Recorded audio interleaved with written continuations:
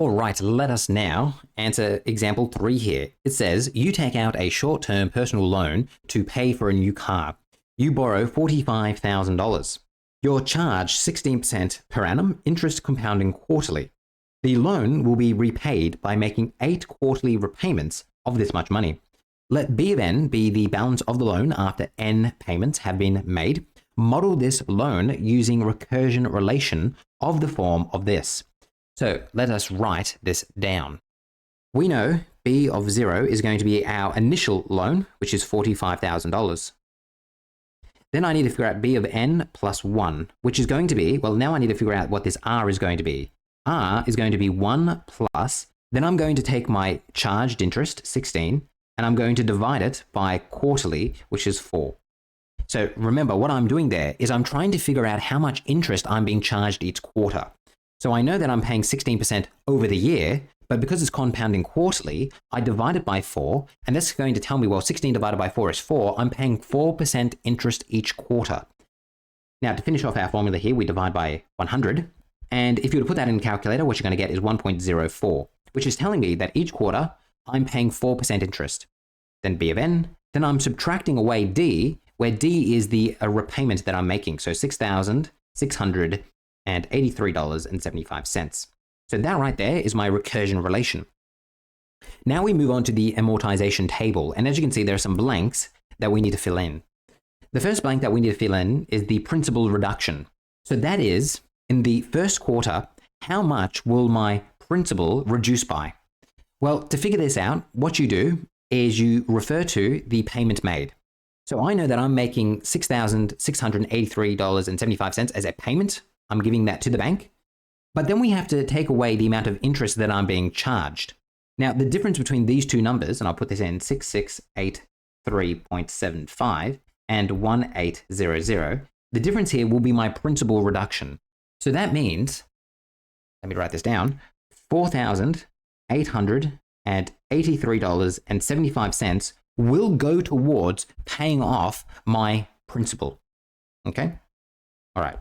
The next one, we're going to have to figure out what my balance remaining is going to be for the second quarter.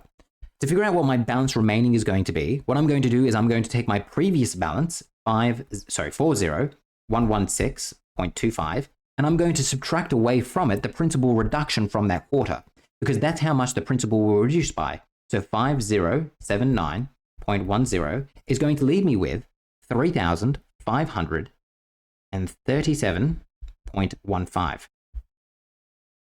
Let's see if I can fit that all in. Let's see if I can do that a bit nicer. 35037.15. That's a bit better. Next one. I need to figure out the interest paid here. Remember, I am being charged 4% interest each quarter. Each quarter, I'm being charged 4% interest. So I want to take my previous balance amount. So that's 29754.88. And I want to figure out 4% of that. So 4% of that is going to be 1190. And if I was to round that, it would become 20 there. All right, and that is going to be my answer for that. So as you can see, what I did is I just found 4% of that number there.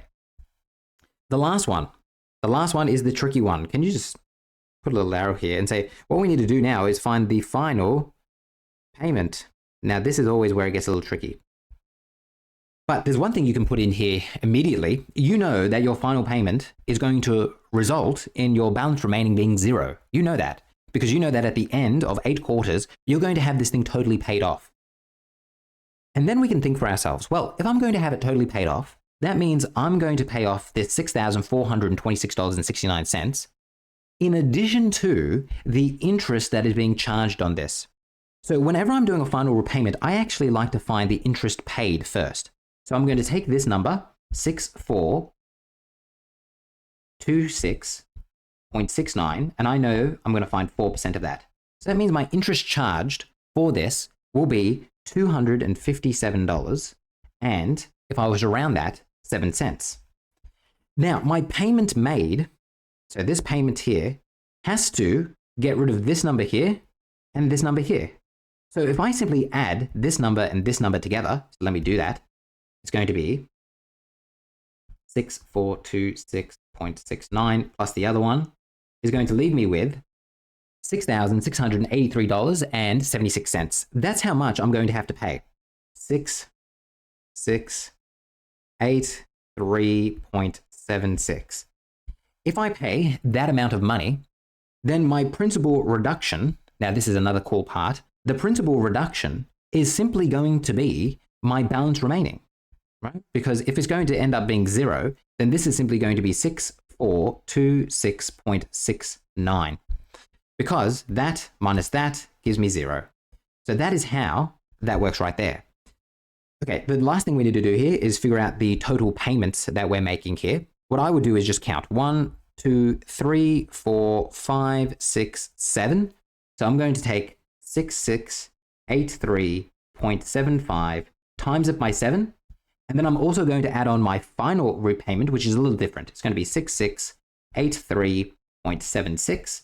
And that's going to leave me with, let's do this, 53470.01. That is going to be the amount of money that I have paid over the course of this loan. The next thing we need to do is figure out the interest paid. Okay, this number right here. Now, you could add up all of these numbers, but that's really a bad way to do it. It's a very bad way to do it. Rather, what you should think about is this. You originally took out a loan for $45,000. But at the end of the day, when you paid off this loan, you ended up paying $53,470. Sorry, let me say that again. $53,470.01. Let me repeat that again, because this is ever so important. You took out a loan for $45,000, but ended up paying about $53,000 back. The difference between those two numbers represents the amount of interest that you paid.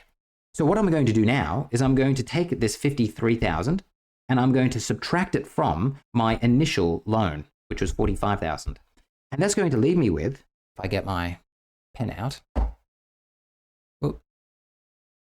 8470.01. That is how much I'm going to end up paying on this thing. 840.01. And let me just double check I've put that all in correctly. Yes. So that is how much I'm going to end up paying in interest. So that is my total amount of interest that is paid there. All right. And that's it. You don't have to fill in this or that. We are all done.